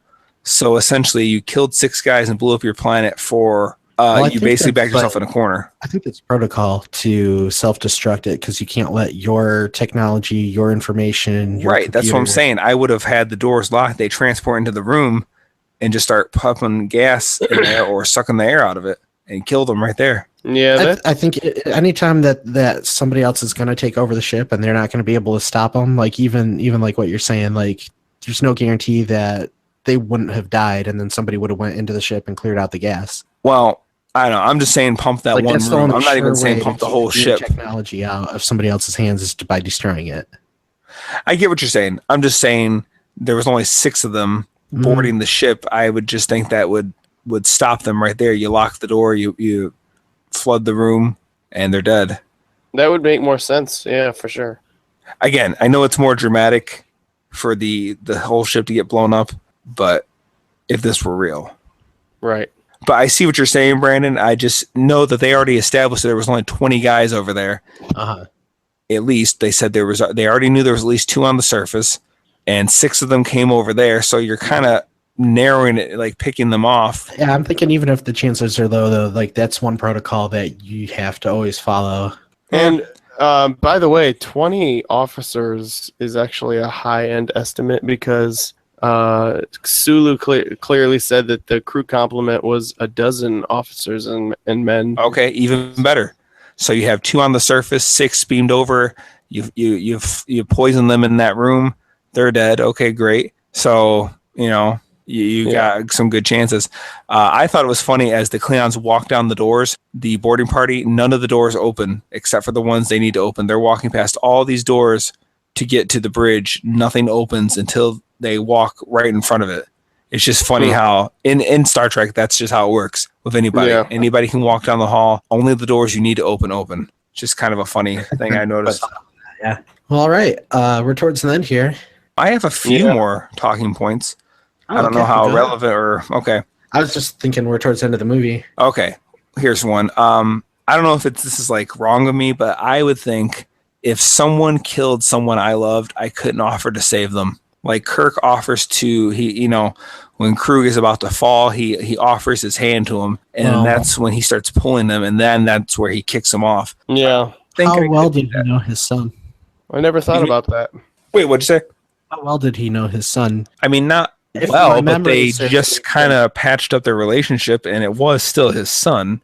Yeah. No, I get that. But like, it seemed like, if I remembered right, it seemed like his son just kind of popped up out of nowhere, and then they had some kind of explanation, like he didn't know he had a son, or what you're saying. He says, "Is that David?" to his his wife or whatever, or ex-wife, whatever she was. Mm-hmm. So he knew he had a son. So they never really got to know each other. Baby mama. Not well, but basically he knew he had a son. Because I'm not saying like that like, of course he's still going to care, but like, he had never met him before Star Trek 2. Mm-hmm. No, I disagree. When they got into that fight on Regula, and he says, "Is that David?" He knew it was his son. He just hadn't seen him in a while. Oh, okay. Maybe, he didn't say, "Who's this guy?" And she said, "Oh, that's your son. I have a son." No, he says, "Is that David?" Well, he may have recognized just himself in the person he was watching. Well, she even says in that movie, in Wrath of Khan, he says something to the effect of like, she says like, "How do you feel?" And he says, "I have a man out there I haven't seen in 15 years that wants to kill me. I have a son that would be happy to help him." And she says something to the effect of like, "I wanted him in my life, not hopping the galaxy with his father." So he knew that was his kid. Again, I just say he hadn't seen him in a while. It just took. I guess when it comes down to that, then it's just like it wouldn't be the heroic thing to do. Right. I'm just saying, if it was me, I couldn't even offer. I mean, I don't know. Maybe that's terrible. If somebody killed one of my family members, I probably wouldn't offer to save them. Yeah, I'd kill him back. Is it? It's funny. I've heard this brought up before, like how the crew can't read Klingon. One, that's funny because James Doohan created the Klingon verbal language. That is pretty funny. Someone else drinking a ton of scotch. But what I was more going to say is like, because the Klingons are pretty much the Federation's main enemy at that point, you would think it would almost be mandatory that, hey, you're going to be facing these guys. You're going to have to learn a little bit of their language in case you ever were to recover anything, so you can kind of know what's up. I mean, not be experts, but just kind of, especially Uhura. Well, didn't like an Enterprise, like they had a really hard time with Klingon, like it didn't fit the normal language. Well, in the original series, they just spoke English, although you could say that maybe they were speaking Klingon, they just had them speaking English for our benefit. But you never hear Enterprise, though. The first time we hear the Klingon language is in Star Trek: The Motion Picture. That's the first time you hear it as a sounding different than English. Right, but I think Brandon's talking about the fact that on Enterprise, they established the fact that the universal translator in that time period had a hard time translating the language when they first met the Klingons. It's so different from the languages they had already programmed into it or something like that. Okay, but what does that have to do with like reading the councils? Well, maybe at that point they still had a really hard time with it. Right, but I'm saying, okay, I see what you're saying, like basically to even teach it? Yeah. Oh, well, maybe. That could be. I'm sorry, I guess or maybe it was like at that point, like Klingon had been so new that only a few people knew it, and like maybe younger generations would be learning it in school or whatever, That could be. Or in Starfleet. I'm sorry, I misunderstood the first time. Mm-hmm. I thought it was kind of a nice moment between Bones and Spock when they have Spock, but he's kind of like asleep or something, and they're taking him to Vulcan before the procedure, and Spock basically kind of confesses that he missed him, treasures his friendship kind of thing after all the gripes that, he was always getting with him. I just thought that was kind of a cool, almost reminds me of like Jim and Dwight in The Office, the way they're always at each other's throats. And then in the end, they kind of are friends and they kind of make peace with each other. It was just kind of a cool. They knew deep down that they cared about each other, but on the outside, Keep it hostile. Yeah.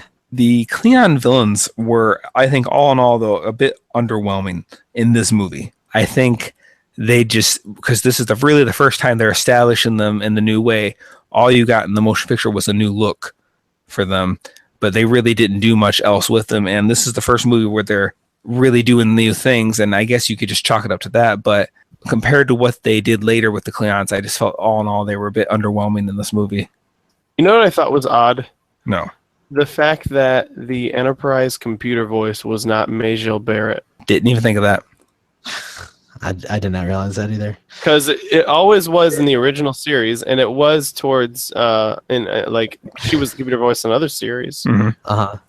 But That's why true. not in this? Well, because today, what do we have? We have Microsoft, we have Apple. Well, I mean, yeah, okay, I guess. So, maybe it's like just a different computer. Maybe she was sick that day. Yeah. The computer had a virus.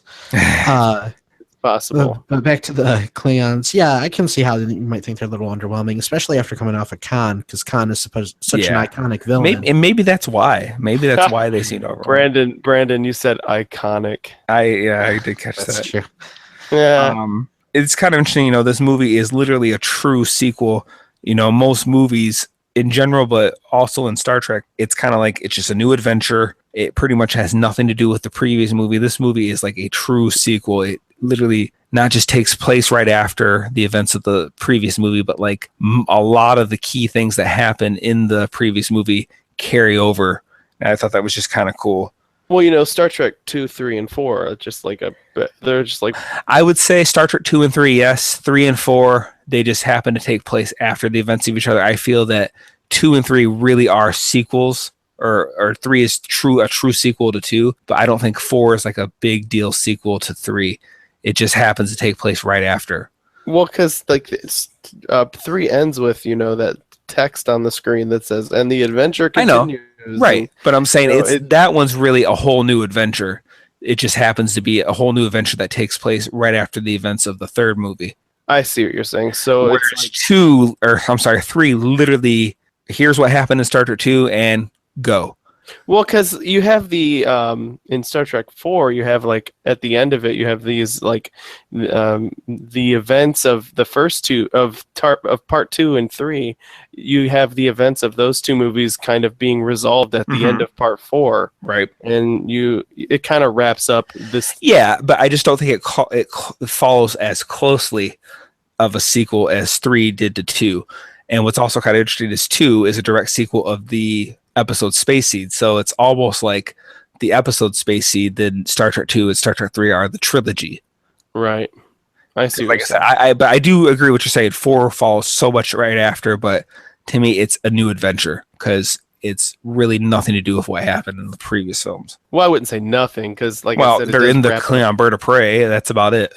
They have the bird of prey because of what happened in Star Trek 3. Well, I'm just talking about like the ending, particularly of 4. It's like, oh, everyone's got to come back home. For the court-martial thing.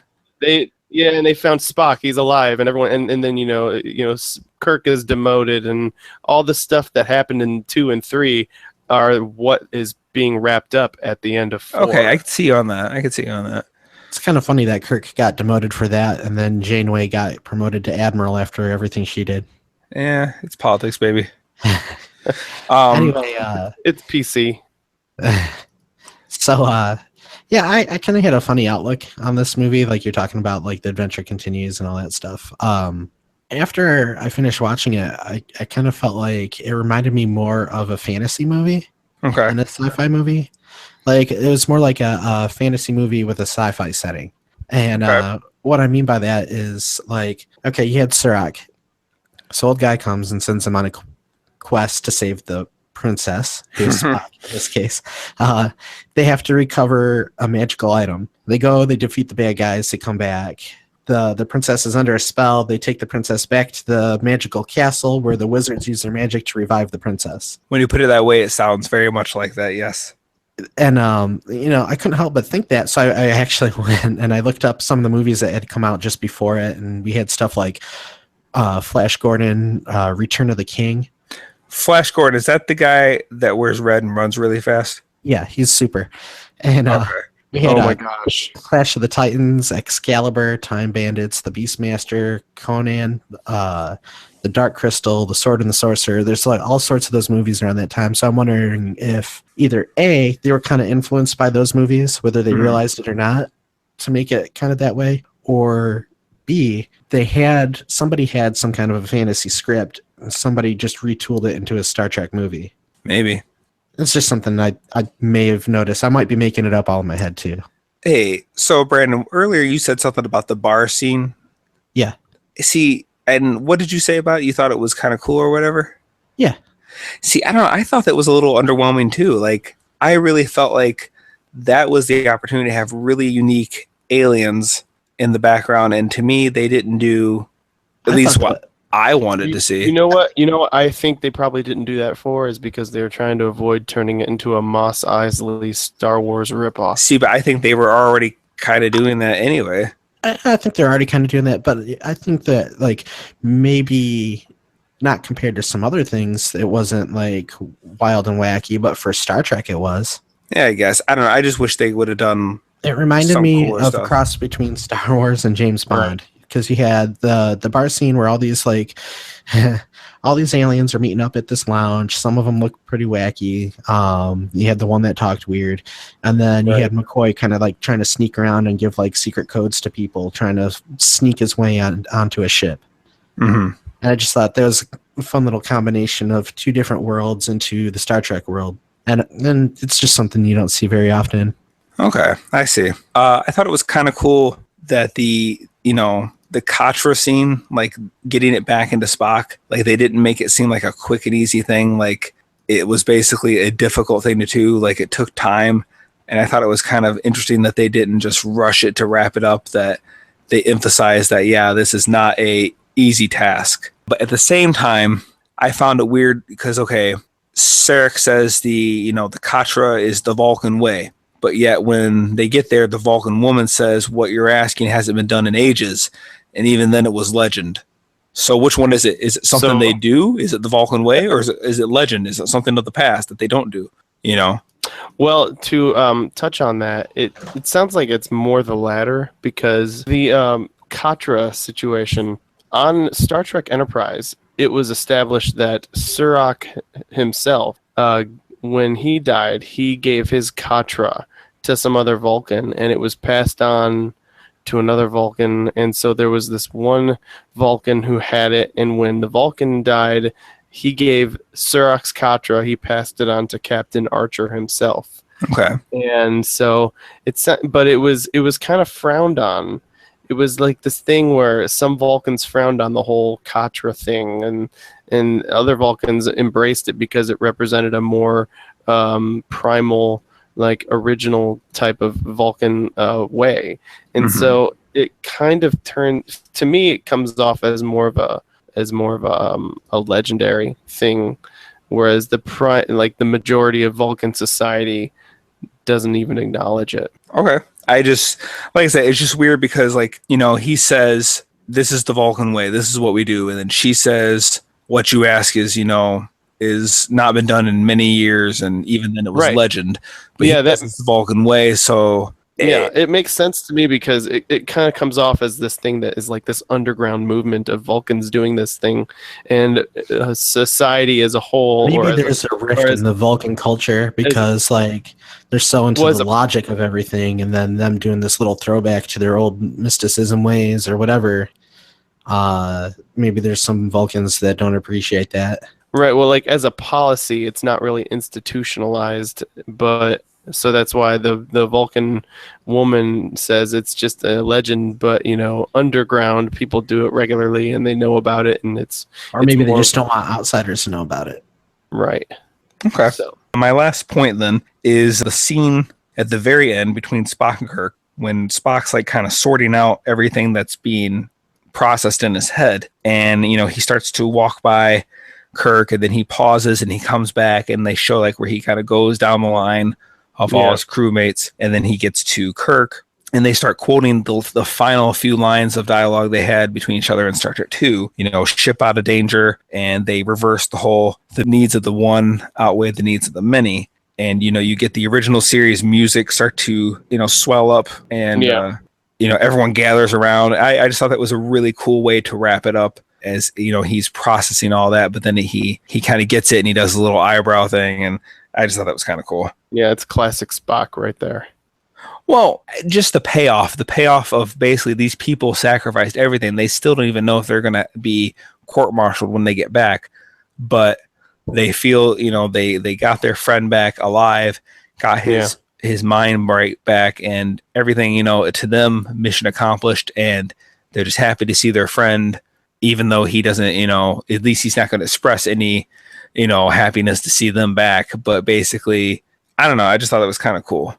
The loyalty again, the camaraderie and all that. I agree. After all they've been through. The next one after this, Star Trek 4, is the one where they go back in time to save the whales. Yeah? Correct. Yes. Okay.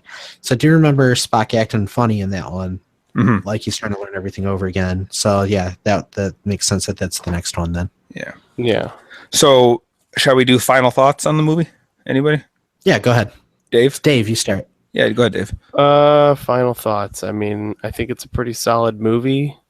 It's not my favorite. I mean, I don't know. I guess I just think it's an okay Star Trek movie. It's okay. Okay. What grade would you give it? I guess I'd give it a B. Okay. Maybe a B minus. Yeah, I think I'm in maybe that same boat too. Maybe B minus or C plus, somewhere between the two, maybe. Yeah. It's not a bad movie. It's a good movie. The special effects are nice. The characters, they aren't magnificent, but they're adequate for the story. The story is engaging, and it had its moments. I'm not sure that people who aren't into Star Trek would be able to sit down and watch this one. I know they did a little bit to try and catch people up if they weren't familiar, but I don't think they would get the dynamic between Bones and Spock and Kirk, as well as people who had already kind of been following it. B minus, C plus, somewhere between there. It wasn't bad. It wasn't amazing, but it was good. I enjoyed it. You can sit down and watch it. Yeah, and I will say that I remember the first time I saw this movie, and I was just really in the beginnings of my interest of Star Trek, and it was a Thanksgiving Day in the late 90s, and they were playing these Star Trek movies on TV, and so they played Wrath of Khan. I had seen that one already, but then they played this one. I had never seen it, and I remember actually my first time seeing it, I really enjoyed it. And I remember at the end of the movie, it says, "And the adventure continues." And I was like, oh, I got to go to Blockbuster and rent Star Trek 4 because I want to see what happens next. And I want to see what happens when they get back to Earth and all that stuff. So, I mean, I liked it when I first saw it more than I do now, is what my point is. Okay. So you're saying you like it a little less now than you did? Yeah. Okay. Well, I think I'm actually a little bit opposite. All in all, I actually really enjoyed this movie quite a bit. I agree it's not the best, but I certainly don't think it's the worst, and I don't think it deserves all the hate it gets. I think it gets hate? I didn't know it gets hate. It seems to get some hate. It's, consider the odd, therefore the bad ones. I think it's a fun adventure movie. I think it tells an interesting story. I think it helps further build the Star Trek universe that carried into the Next Generation and DS9. It has some good action, some good comedy. Some didn't work, but has some good comedy that worked. Yeah. Like I said, it didn't go crazy with the science talk, and I just thought it was a fun adventure movie. Had some heart, and I don't know, I liked it. I would say a B minus, definitely. Yeah. Well, we're all pretty much in agreement on the score. That's pretty cool. Yeah. That might be a first. Yeah. Yeah, actually, I think Brandon, I feel like every time, though, you always you narrow it down between two. It seems like most of the time. It seems like I could be wrong. I have to go look at past episodes, but I feel like usually you'll say it's like a B plus or an A minus, but you never. It seems like you seldom just pick one. You kind of you put 1 foot on one each. The consensus of the many outweighs the consensus of the one. I'll go with B minus. All right, that's funny. Did you say B minus, Dave? Yes, I did. Okay, all right. Solid B minus. There we go. All around. Yes. All right. Well, It's been fun. Appreciate being able to talk about Star Trek. It's my favorite thing to talk about on these podcasts. I am now and forever will be one of your podcast hosts. Yes, thank you very much for joining us. And you can catch us on Podomatic, Gmail, iTunes, YouTube, Facebook. You can write us, you can rate us, you can review us, you can share us. We appreciate it very much. Enjoy your week, and we will catch you next time. Bye. Live long and Live long and prosper. prosper. Oh. All right.